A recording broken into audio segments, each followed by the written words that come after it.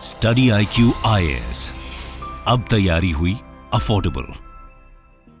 दोस्तों, IMF के data के मुताबिक अक्टूबर 2023 तक भारत का टोटल इकोनॉमिक साइज या gross domestic product 3.73 trillion US dollar का हो चुका है, जबकि यही डेटा बताता है कि चाइना की इकोनॉमी का साइज 17.7 ट्रिलियन US डॉलर है, यानी भारत से लगभग 5 गुना ज्यादा। लेकिन अगर आप वर्ल्ड बैंक और IMF द्वारा कलेक्टेड डेटा के आधार पर बने मैप्स पर नजर डालें तो आप पाएंगे कि चाइनीज इकोनॉमी और इंडियन इकोनॉमी के बीच मौजूद ये भारी भरकम डिफरेंसेस हमेशा से ऐसे नहीं हैं, बल्कि 1990s की शुरुआत तक इकोनॉमी के मामले में चाइना और भारत एक दूसरे के पास ही थे। यहाँ तक कि 1988 के साल में तो इंडियन GDP चाइना से भी ज्यादा थी। अब ऐसे में आपके मन में ये सवाल जरूर उठ रहा होगा कि आखिर चाइना ने बीते 3 दशकों में ऐसा क्या किया जिसके बल पर वो भारत से इतनी तेजी से आगे निकल गया। दोस्तों, यूं तो इसके कई कारण हैं, लेकिन इनमें से वो एक कारण जिसने चाइना के इकोनॉमिक राइज में सबसे बड़ा रोल प्ले किया है, और वो है चाइना की मेगा फैक्ट्रीज। जी हाँ, इंडस्ट्रियल पावर हाउसेस के नाम से मशहूर वही मेगा फैक्ट्रीज जिनके बल पर चाइना दुनिया का ऐसा मैन्युफैक्चरिंग हब बन बैठा है कि उसे बीते दशक में द वर्ल्ड फैक्ट्री के नाम से जाना जाने लगा है। और ऐसा इसलिए था क्योंकि 90 के दशक से ही चाइना ने खुद को एक मैन्युफैक्चरिंग एक्सपोर्ट हब के रूप में स्थापित करना शुरू कर दिया था।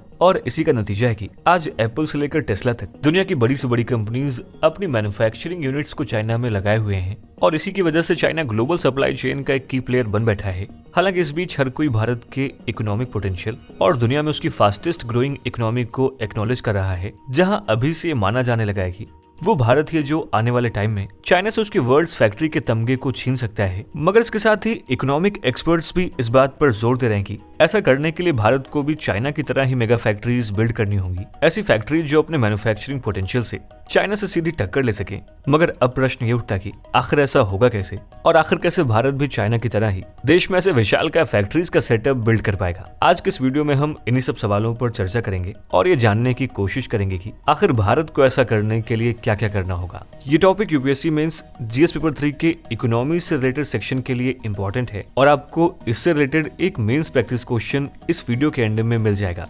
स्वागत है आप सभी का स्टडी IQ में। अनुराग पांडे नाम है हमारा, और ऐसे तमाम लेटेस्ट वीडियोस के अपडेट के लिए आप मेरे सोशल मीडिया हैंडल से जुड़ सकते हैं, या वीडियो के कमेंट बॉक्स में दिए गए लिंक पर क्लिक करके भी आप वीडियोस को एंजॉय कर सकते हैं। दोस्तों, सबसे पहले तो सवाल ये उठता है कि आखिर भारत को इन मेगा फैक्ट्रीज को डेवलप करने की क्या जरूरत है, और क्या भारत के लिए इनका डेवलपमेंट इतना जरूरी है। आइए सबसे पहले इसी को डिस्कस कर लेते हैं। देखिए, चाइना की मेगा फैक्ट्रीज अपने मैसिव स्केल और हाई प्रोडक्शन कैपेसिटी के लिए जानी जाती हैं, और आज इन्हीं मैन्युफैक्चरिंग पावर हाउसेस के बलबूते China economic size, per capita income और मैन्युफैक्चरिंग एक्सपोर्ट पोटेंशियल में भारत और चाइना के बीच एक ऐसी खाई बन गई है जिसे लेकर बर्नस्टीन रिसर्च रिपोर्ट के मुताबिक ये दावा किया जाता है कि आज भारत चाइना से 16.5 ईयर्स पीछे खड़ा है। यही नहीं, ये मेगा फैक्ट्रीज ही हैं जिन्होंने बीते 3 दशकों में चाइनीज मैन्युफैक्चरिंग इंडस्ट्रियल बेस को एक अनपैरेलल्ड पुश देने के साथ ही साथ चाइना की भारी भरकम वर्कफोर्स के लिए गेनफुल एम्प्लॉयमेंट भी जनरेट किए, और इन्हीं के बल पर आज चाइना दुनिया का ऑलमोस्ट 29% ग्लोबल मैन्युफैक्चरिंग आउटपुट अकेले जनरेट कर रहा है, जबकि मैन्युफैक्चरिंग आउटपुट के मामले में सेकंड नंबर पर खड़ा US चाइना का ऑलमोस्ट आधा लगभग 16%। ऐसे में भारत के जिस यूथफुल पॉपुलेशन के डेमोग्राफिक डिविडेंड की बात की जाती है, उसको इनकैश करने और अपने यूथ के लिए एम्प्लॉयमेंट जनरेट करने के लिए भी भारत को अपने मैन्युफैक्चरिंग इंडस्ट्रीज को एक मेगा पुश देने की जरूरत है। और ऐसा इसलिए है क्योंकि आज भी भारत की GDP में उसके मैन्युफैक्चरिंग सेक्टर का शेयर महज 17% है, जबकि चाइना में इसका ऑलमोस्ट डबल 33.5%। दोस्तों, वीडियो को कंटिन्यू करें उससे पहले आप सभी के लिए एक इंपॉर्टेंट अपडेट है। दरअसल IAS की तैयारी को और भी अफोर्डेबल एंड कॉम्प्रिहेंसिव बनाने के लिए स्टडी IQ आपके लिए लाया है P2I, that means prelims to interview programme 2024। दोस्तों, इसके जरिए आप प्रीलिम्स, मेंस एंड इंटरव्यू यानी UPSC एग्जाम के तीनों स्टेज की तैयारी एक साथ कर सकते हैं। UPSC सिलेबस को कंसीडर करते हुए इस बैच में आपको लाइव क्लासेस के through basic to advance cover कराया जाएगा। साथ ही mentorship, test series, crash course, notes और बुक्स, ये सब कुछ भी आपको इस बैच में मिल रहा है। UPSC IAS live prelims to interview 2024 batch को इस न्यू ईयर सेल में ज्वाइन करते हैं and AN live coupon code का इस्तेमाल करते हैं तो आप 40,000 तक के इस कोर्स को मात्र 21,999 में ही अवेल कर सकते हैं। अधिक जानकारी के लिए इस वीडियो के डिस्क्रिप्शन बॉक्स में दिए गए लिंक पर क्लिक करें, या स्टडी IQ की वेबसाइट पर विजिट करके भी आप इस कोर्स को परचेज कर सकते हैं। और दोस्तों, ऐसा हो भी क्यों ना, अगर हम भारत में नंबर ऑफ फैक्ट्रीज की बात करें तो ये बात भी सही है कि 2010 के बाद से भारत में टोटल नंबर ऑपरेटिंग फैक्ट्रीज की संख्या ऑलमोस्ट डबल होकर लगभग 2.5 लाख तक पहुंच गई है। लेकिन अगर हम इसे चाइना से कंपेयर करें तो ये संख्या उसके सामने बहुत बौनी नजर आती है। और ऐसा इसलिए है क्योंकि साल 2021 में चाइना में 28 लाख से ज्यादा ऑपरेटिंग फैक्ट्रीज एस्टेब्लिश थी। अब हालांकि भारत सर्विस सेक्टर में अच्छा परफॉर्म कर रहा है और इससे भारत के जीडीपी और एक्सपोर्ट दोनों को भी लाभ मिल रहा है, मगर यहाँ पर ध्यान देने वाली बात यह है कि ये सेक्टर भारत के भारी भरकम पॉपुलेशन के लिए एनफ जॉब अपॉर्चुनिटीज पैदा करने में सक्षम नहीं हो रहा है। अगर भारत अपने यहाँ पर भी मास स्केल पर ऐसी फैक्ट्रीज एस्टेब्लिश करने में कामयाब हो जाता है तो इससे न केवल भारत का इंडस्ट्रियल आउटपुट और इकोनॉमिक ग्रोथ बेटर होगा, बल्कि इससे भारत में इंक्लूसिव डेवलपमेंट का भी एक नया पुश मिलेगा। दोस्तों, इसके अलावा अगर हम चाइना के रीजनल डेवलपमेंट पर गौर करें तो हम ये पाएंगे कि आज चाइना इन्हीं मेगा फैक्ट्रीज और उनसे जुड़े इंफ्रास्ट्रक्चरल डेवलपमेंट की मदद से अपने डेवलपमेंट को भी इंश्योर कर रहा है। जहां चाइना में न केवल रोड और कम्युनिकेशन की कनेक्टिविटी बेटर होती जा रही है, बल्कि चाइना ने इसी के बलबूते नई सिटीज भी डेवलप कर ली हैं। एग्जाम्पल के लिए एक एस्टिमेट के मुताबिक चाइना 1949 में न्यू रिजीम के एस्टेब्लिशमेंट के बाद से 600 से ज्यादा सिटीज डेवलप कर चुका है, जिसमें से कुछ न्यूली एस्टेब्लिश्ड सिटीज ने तो एक्स्ट्रा ऑर्डिनरी सक्सेसेस रजिस्टर की हैं। एग्जाम्पल के लिए एक टाइम पर पैडी फील्ड की तरह देखे जाने वाले शेंजन आज दुनिया के मोस्ट डायनामिक मेट्रोपोलिसेस में से एक है, जिसकी इकोनॉमी बीते 3 से 4 डेकेड्स में ही साउथ कोरिया के इक्विवेलेंट पहुंच चुकी है। इसी तरह जियोनगन तो न्यूयॉर्क सिटी के भी डबल एरिया में एस्टेब्लिश की गई है। ऐसे न जाने कितने ही अनगिनत साइट्स चाइना ने बीते कुछ दशकों में डेवलप किए हैं। और ऐसे में अगर भारत को अपने रीजनल डेवलपमेंट को पुश देना है और देश में ओवरऑल इंफ्रास्ट्रक्चरल डेवलपमेंट को इंश्योर करना है तो उसका रास्ता इन्हीं मेगा फैक्ट्रीज के डेवलपमेंट से होकर ही गुजरेगा। दोस्तों, अब जब इंडिया के डेवलपमेंट के लिए इन मेगा फैक्ट्रीज की क्रिटिकलिटी समझ ही गए हैं तो आइए हम भी एक एक करके जान लेते हैं कि आखिर भारत को इन्हें डेवलप करने के लिए क्या करना होगा। दोस्तों, किसी भी देश के मैन्युफैक्चरिंग सेटअप को और स्ट्रॉन्ग बनाने के लिए सबसे बेहतर एडवाइस वहां के एग्जिस्टिंग मैन्युफैक्चरर जायंट्स ही दे सकते हैं। ऐसे में अगर हम भारत के third largest electronic component manufacturer Deki electronics के मैनेजिंग डायरेक्टर विनोद शर्मा की माने तो बिजनेस स्टैंडर्ड को दिए अपने एक इंटरव्यू में उनका कहना था कि भारत को अगर अपने मैन्युफैक्चरिंग सेक्टर को ग्लोबल लेवल पर लाना ही है तो यहाँ केवल सेक्टर स्पेसिफिक टारगेटेड स्ट्रेटजी से काम नहीं चलेगा, बल्कि भारत के अपने पूरे मैन्युफैक्चरिंग इकोसिस्टम को रोबस्ट बनाना होगा। इसके पीछे उनका तर्क यह है कि भारत जैसे विशाल देश में मेगा फैक्ट्रीज को बिल्ड करने का काम रातों रात नहीं हो सकता, बल्कि इसके लिए भारत के एग्जिस्टिंग मैन्युफैक्चरिंग सेटअप को ही उचित एनवायरनमेंट देकर बढ़ावा देने की जरूरत है, जिसके लिए इफेक्टिव पॉलिसी मेकिंग से लेकर उसके प्रॉपर इम्प्लीमेंटेशन को इंश्योर करने तक हर दिशा में कदम उठाए जाने की जरूरत है। दोस्तों, भारत के लिए ऐसा कर पाना इसलिए भी मुश्किल है क्योंकि अगर हम आज की स्थिति में देखें तो भारत के मैन्युफैक्चरिंग सेक्टर को मोस्टली एक अनऑर्गेनाइज्ड सेक्टर माना जा सकता है, जो कि बहुत से इंटरनल इश्यूज से गुजर रहा है। ऐसे में एक्सपर्ट्स प्रमुख रूप से भारत में लेबर रिफॉर्म से लिंक्ड इश्यूज में सुधार लाने की मांग करते रहते हैं, जहां उनका कहना यह है कि भारत के मैन्युफैक्चरिंग इकोसिस्टम को सुधारने की दिशा में सबसे पहले लेबर रिफॉर्म्स किए जाने चाहिए। और ऐसा इसलिए है क्योंकि उनका मानना है कि यही कदम भारत के अनऑर्गेनाइज्ड मैन्युफैक्चरिंग सेटअप को ऑर्गेनाइज करने और फिर उन्हें मेगा फैक्ट्रीज में कन्वर्ट करने तक के सफर पर ले जा सकता है। हालांकि इस दिशा में भी केंद्र सरकार ने नए लेबर कोड्स नोटिफाई किए हैं, लेकिन उनका ठीक तरीके से इम्प्लीमेंटेशन होना बाकी है, जिसके बारे में कयास लगाए जा रहे हैं कि शायद ये कोड्स भी 2024 के जनरल इलेक्शंस के बाद ही इम्प्लीमेंट हो पाए। हालांकि इसमें सुधार करने के लिए इंडियन गवर्नमेंट की ओर से मेक इन इंडिया जैसी एम्बिशियस स्कीम्स लॉन्च की गई है, लेकिन अब तक वो भी उतनी इफेक्टिव साबित नहीं हो रही, क्योंकि अब तक अपने इंटरनल इश्यूज से जूझ रहे भारत के मैन्युफैक्चरिंग सेक्टर के लिए इस स्कीम द्वारा 12 से 14% की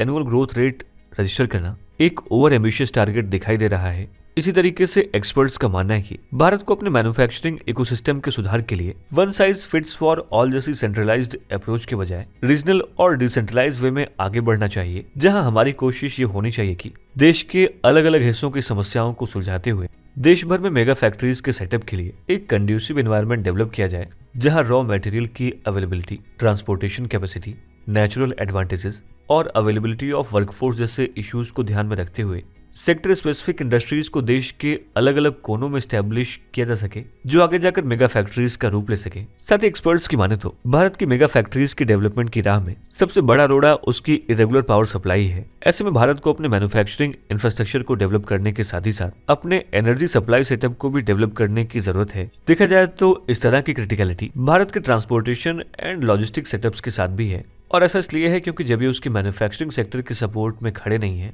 तब तक वो इस इंजन को मूव नहीं कर सकता। ऐसे में भारत को भी चाइना की तरह ही अपनी सप्लाई चेन को ग्लोबल सप्लाई चेन से इंटीग्रेट करने की जरूरत है, जिससे वो अपनी कनेक्टिविटी ग्लोबल मार्केट से इंप्रूव करके अपने कॉस्ट इफेक्टिव लेबर का लेवरेज उठा सके। हालांकि industrial corridors, dedicated freight corridors, gift city और अलग अलग स्पेशल इकोनॉमिक जोन्स बनाकर भारत तेजी से इस दिशा में आगे बढ़ रहा है, लेकिन उसे अपने एफर्ट्स जियोग्राफिकली डाइवर्स और इंडस्ट्रियल अपॉर्चुनिटीज के अकॉर्डिंग सेलेक्टिव रखने की जरूरत है। एक्सपर्ट्स की माने तो जब तक भारत अपने मैन्युफैक्चरिंग इकोसिस्टम का कॉम्प्रिहेंसिव डेवलपमेंट नहीं करेगा तक उसके लिए मेगा फैक्ट्रीज बिल्ड करना एक सपना ही रहेगा।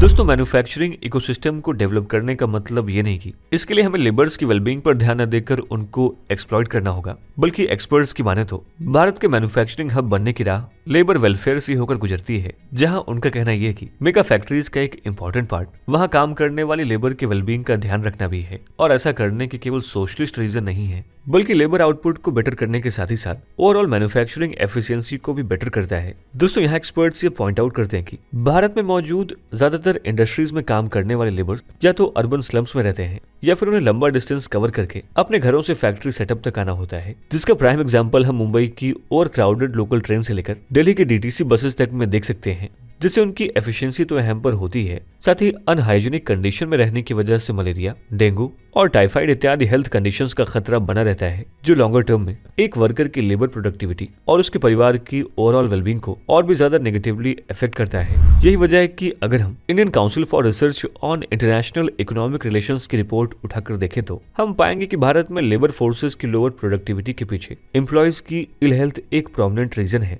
ऐसे में अगर फैक्ट्रीज में काम करने वाले लेबर्स को फैक्ट्री कंपाउंड में ही रेजिडेंस प्रोवाइड किए जाए तो इससे उनके लिविंग कंडीशंस में सुधार होने के साथ ही साथ family security, work life balance और उनके बच्चों को बेटर एजुकेशन और एक्स्ट्रा सेविंग्स में भी मदद मिलेगी, जिसका लॉन्ग टर्म में सीधा फायदा मैन्युफैक्चरिंग सेटअप को ही मिलेगा। दोस्तों, अगर हम चाइना की मेगा फैक्ट्रीज पर गौर करें तो वहां लेबर्स को इस तरीके से एकोमोडेट करना बहुत ही आम बात है, जबकि अगर हम भारत में देखें तो गवर्नमेंट पीएसयूज को छोड़कर ऐसे एग्जांपल्स बहुत कम ही देखने को मिलते हैं। ऐसे में भारत को अपने इंडस्ट्रियल बेस पर इन्वेस्ट करने के साथ ही साथ इस तरह के इंफ्रास्ट्रक्चरल डेवलपमेंट पर भी ध्यान देना चाहिए। इसके लिए गवर्नमेंट को भी इंडस्ट्रियल पार्क्स या बड़ी फैक्ट्रीज के लिए लैंड एलोकेट करते टाइम इस दिशा में भी प्लानिंग करने की जरूरत है।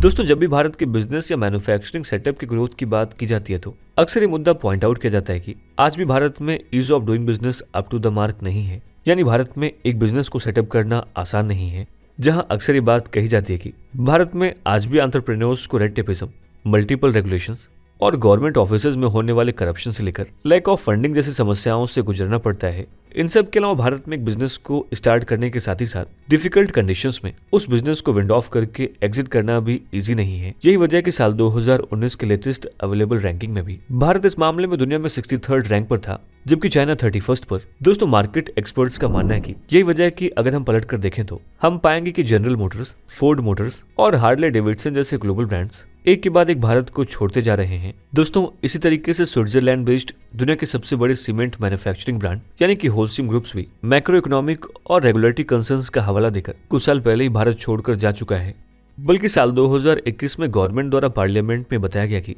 साल 2014 से लेकर तब तक 2783 फॉरेन कंपनीज ने भारत में अपने ऑपरेशंस बंद कर दिए, जबकि भारत के लिए जरूरी था कि ऐसी कंपनीज भारत में अपने इंडस्ट्रियल बेस को और ज्यादा अपग्रेड करके मेगा फैक्ट्रीज की ओर ले जाएं, जबकि हो इसका उलट रहा है। ऐसे में अगर भारत को मास स्केल पर मेगा फैक्ट्रीज बिल्ड करने का सपना पूरा करना है तो हमें पहले अपने बिजनेस एनवायरनमेंट को दुरुस्त करना होगा। इसके अलावा गवर्नमेंट को land procurement policies, corporate laws और लार्ज सेटअप्स को एस्टेब्लिश करने के लिए जरूरी इन्वेस्टमेंट हब्स के साथ ही साथ टैक्सेशन और फॉरेन कैपिटल इन्फ्यूजन इत्यादि से संबंधित लॉज को भी ट्रांसपेरेंटली कोडिफाई करने की जरूरत है। दोस्तों, आफ्टर ऑल ऐसे सेटअप को एस्टेब्लिश करने के लिए जरूरी इन्वेस्टमेंट तब तक भारत नहीं आ पाएगा जब तक भारत सारी दुनिया को ये विश्वास दिलाने में कामयाब ना हो जाएगी वो उनके लिए भारत में मेगा फैक्ट्रीज एस्टेब्लिश करने का एक सेफ और प्रोडक्टिव इन्वेस्टमेंट साबित हो सकता है। मगर इन सब के बाद भी एक इम्पॉर्टेंट फील्ड ऐसा है जिसे डेवलप करने में भारत लगातार नाकाम सिद्ध होता रहा है, जबकि एक्सपर्ट्स के मुताबिक यही चीज भारत के लिए सबसे बड़ा एज साबित हो सकती है। दोस्तों, आज भारत आईटी सेक्टर के फील्ड में दुनिया भर में केवल इसलिए विख्यात है क्योंकि उसके पास इसके लिए स्किल्ड और इक्विप्ड वर्कफोर्स मौजूद है, जिसके बल पर ही बीते 2 से ढाई दशक में भारत के आईटी सेक्टर ने एक अनपैरेलल्ड बूम अचीव किया है। ऐसे में अगर भारत को अपने एग्जिस्टिंग मैन्युफैक्चरिंग सेटअप को मेगा फैक्ट्रीज में तब्दील करना है तो यहाँ भी उसकी वर्कफोर्स उसके काम आएगी। एग्जाम्पल के लिए भारत की ह्यूज लेबर फोर्स को देखते हुए कार्स, ट्रैक्टर्स, लोकोमोटिव्स, टेक्सटाइल्स और फूडवेयर्स इत्यादि जैसी लेबर इंटेंसिव इंडस्ट्रीज को ग्रो करना एक यूजुअल चॉइस है। और इन सब इंडस्ट्रीज में वो पोटेंशियल है कि इनमें से हर किसी को मेगा फैक्ट्रीज के रूप में इकोनॉमिक पावर हाउस के रूप में तब्दील किया जा सकता है। मगर यहाँ पर ध्यान देने वाली बात यह कि मेगा फैक्ट्रीज में वर्कफोर्स से ये एक्सपेक्ट किया जाता है कि उनके पास एडवांस टेक्निकल स्किल्स हों जो उस हाईटेक मशीनरी को कॉम्प्लीमेंट कर सके। मगर भारत के लिए उसकी असली दिक्कत उसकी लेबर फोर्स की स्किलिंग है, जो कहीं ना कहीं लेबर फोर्स की प्रोडक्टिविटी को भी हैम्पर करती है। एग्जाम्पल के लिए अगर हम इसी साल रिलीज हुई इंडिया स्किल रिपोर्ट 2023 उठाकर देखें तो हम पाएंगे कि अथक प्रयासों के बाद भी आज भी भारत की केवल 50% वर्कफोर्स को ही एम्प्लॉयबल माना जा सकता है, जबकि अगर इस एम्प्लॉयबिलिटी को मेगा फैक्ट्रीज के पैरामीटर्स के अकॉर्डिंग जज किया जाए तो हो सकता है कि आंकड़े इससे भी कहीं ज्यादा हों। ऐसे में भारत को इस दिशा में कुछ इफेक्टिव स्टेप्स लेने की जरूरत है, जहां खासतौर पर भारत को अपनी लेबर फोर्स की स्किलिंग और प्रोडक्टिविटी को तेजी से बढ़ाने की जरूरत होगी। और ऐसा इसलिए है क्योंकि कहीं न कहीं भारत की यही एबल्ड वर्कफोर्स उसके लिए दुनिया भर के ब्रांड्स को भारत आकर मेगा फैक्ट्रीज बिल्ड करने और उसके लिए जरूरी इन्वेस्टमेंट्स अट्रैक्ट करने का काम करेगी। आफ्टर ऑल ये भारत के सही दिशा में उठे कदम ही है, जिसके बल पर आज भारत मोबाइल मैन्युफैक्चरिंग के मामले में तेजी से पहले पायदान की ओर आगे बढ़ रहा है। और एप्पल और टेस्ला जैसे ब्रांड्स भी भारत में अपने बेसिस एस्टेब्लिश करने के लिए लालायित हैं। ऐसे में वो दिन दूर नहीं जब सारी दुनिया मेड इन इंडिया प्रोडक्ट्स खरीदती नजर आएगी। और इसी आशा के साथ आज का अपना ये डिस्कशन हम यहीं पर समाप्त करते हैं। दोस्तों, आपकी इस पर राय क्या है हमें इस वीडियो के कमेंट सेक्शन में जरूर लिखें। और ये है आज का हमारा मेंस प्रैक्टिस क्वेश्चन। इसका जवाब भी आप हमें इस वीडियो के कमेंट सेक्शन में दे सकते हैं।